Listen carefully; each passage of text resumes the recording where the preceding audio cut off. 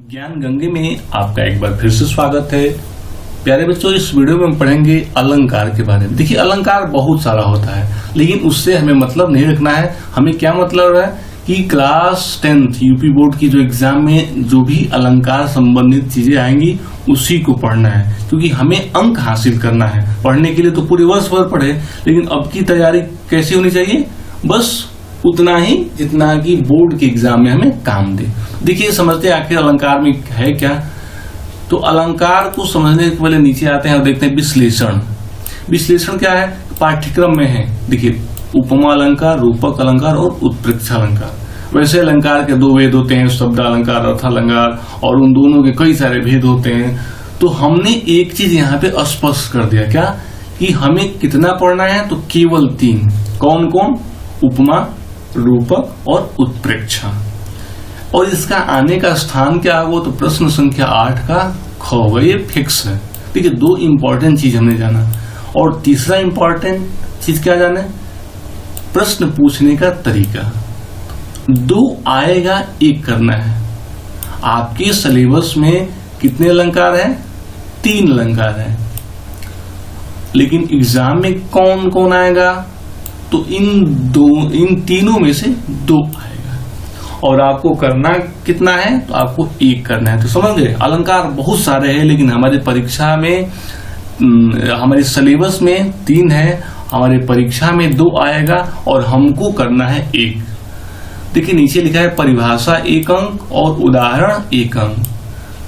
मतलब आपको ये कहा जाएगा कि किसी भी अलंकार की परिभाषा लिखे और उदाहरण लिखे। परिभाषा लिखेंगे तो 1 नंबर और उदाहरण लिखेंगे तो 1 नंबर। इस प्रकार से अलंकार से आपको टोटल 2 नंबर मिलेंगे। चलिए नीचे देखते हैं। लिखा है सामान्य तरीका। हम किसी भी टॉपिक को पहले सामान्य तरीके से समझेंगे, क्योंकि कुछ ऐसे भी छात्र छात्राएं हैं जो किसी कारणवश अपना टॉपिक तैयार नहीं कर पाए हैं और भविष्य में आने वाले जो बचे हुए दिन है उसमें भी तैयार न कर पाए। तो उनके लिए एक सामान्य तरीका दिया गया है कि वो चीजों को कैसे समझें और डायरेक्ट परीक्षा में परिभाषा और उदाहरण लिख करके 2 अंक हासिल करें। देखिए, 2 वस्तुओं में लिखा है। जब क्या है? 2 वस्तुओं में। इसमें जितने भी अलंकार है, तीनों अलंकार, इसमें 2 वस्तुओं की बात की जाएगी। अब 2 वस्तुओं की क्या बात की जाएगी? 2 वस्तुओं में समानता दिखाया जाएगा, 2 वस्तुओं में संभावना व्यक्त किया जाएगा, 2 वस्तुओं में कोई भेद न किया जाएगा। तो ये परिभाषा हो गई। देखिए कैसे परिभाषा हो गई? तो जब 2 वस्तुओं में समानता दिखाई जाए तो उपमा अलंकार, जब 2 वस्तुओं में संभावना व्यक्त की जाए तो उत्प्रेक्षा अलंकार, जब 2 वस्तुओं में कोई भेद न की जाए तो वहां पे रूपक अलंकार होता है। तो हमने परिभाषा पढ़ लिया, 1 अंक हासिल कर लिया, और इसके आगे उदाहरण लिखा है। देखिए, इसको याद कर लेंगे। पीपर पात सरिस मंडोला, मानो झूम रहे हो तरुभी मंद पवन के झोंकों से, मैया मैं तो चंद खिलौना ले हूं। इसमें हम ज्यादा नहीं समझेंगे, क्योंकि हमें बोर्ड एग्जाम में समझाना नहीं है, केवल कॉपी पर लिख के अंक हासिल करना है। तो सीधा सीधी हम कैसे लिखेंगे कि जब 2 वस्तुओं में समानता व्यक्त की जाए वहां पे उपमा अलंकार होता है, जैसे उदाहरण। जब 2 वस्तुओं में संभावना व्यक्त की जाए वहां पे उत्प्रेक्षा अलंकार होता है, उदाहरण। अब जब 2 वस्तुओं में कोई भी अंतर स्थापित न किया जाए, कोई भी भेद न किया जाए, वहां पे रूपक अलंकार होता है, जैसे मैया मैं तो चंद खिलौना लाए हूं। तो इन तीनों को हम याद रखेंगे, और इन तीनों में से कंफर्म है, ऊपर हम चर्चा कर चुके हैं कि केवल 2 ही आएगा। और उस 2 में हम ये भी बता चुके हैं, हम ये भी जान चुके हैं कि 2 में क्या करना है, हमें किसी एक को करना है। इसकी परिभाषा लिख देंगे और उदाहरण लिख देंगे। परिभाषा भी आप सामान्य तरीके से जान गए। अब चलिए नीचे देखते हैं।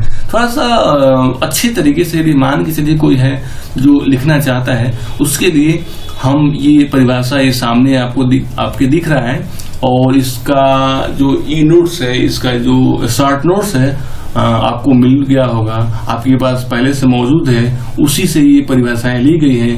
यदि जिन छात्र छात्राओं के पास नहीं है, वो इस वीडियो के डिस्क्रिप्शन बॉक्स में जाकर के वो शॉर्ट नोट्स को डाउनलोड कर सकते हैं।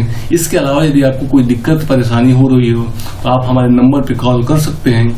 तो यदि कोई बालक बालिका अच्छे ढंग से लिखना चाहता है तो उसके लिए उसके पास जो मौजूद है शॉर्ट नोट्स, उसमें परिभाषा और उदाहरण लिखा गया। देखिए, ये उपमा अलंकार की परिभाषा उदाहरण है, ये उत्प्रेक्षा अलंकार के उदाहरण और परिभाषा है, और ये रूपक अलंकार की परिभाषा और उदाहरण है। इस प्रकार से देखिए हमारी वीडियो जो है अभी 10 मिनट की नहीं हुई, लेकिन 10 मिनट के अंदर हमने अलंकार को बहुत अच्छे ढंग से समझ लिया, जान लिया कि आखिर टोटल कितने अलंकार होते हैं, हमारे परीक्षा के लिए क्या क्या उपयोगी हैं, हम कैसे अच्छे से अच्छे अंक प्राप्त कर सकते हैं, हमें यदि परिभाषाएं न याद हो तब कैसे लिखेंगे, हमें यदि परिभाषाएं याद हो तो कौन परिभाषा लिखेंगे। तो एक बार फिर से बता दें, ऊपर से हम लोग चर्चा कर लें। सरसरी निगाह में 3 अलंकार होंगे, उपमा रूपक उत्प्रेक्षा, स्थान फिक्स होगा 8 का ख, 2 आएगा ये करना है, परिभाषा पर 1 अंक मिलेगा, उदाहरण पे 1 अंक मिलेगा। नीचे आते हैं, यदि कोई विद्यार्थी सामान्य तरीके से लिखना चाहता है तो लिखेगा कि जब 2 वस्तुओं में समानता दिखाई जाए, जब 2 वस्तुओं में संभावना व्यक्त की जाए, जब 2 वस्तुओं को भेद न की जाए। जब 2 वस्तुओं में समानता दिखाई जाए तो उपमा अलंकार होता है, जहाँ 2 वस्तुओं में संभावना व्यक्त की जाए वहां पर उत्प्रेक्षा अलंकार होता है, जहाँ 2 वस्तुओं में कोई भी भेद न किया जाए वहां पर रूपक अलंकार होता है। उसके आगे उदाहरण दिया गया है, आप इसको याद कर लेंगे।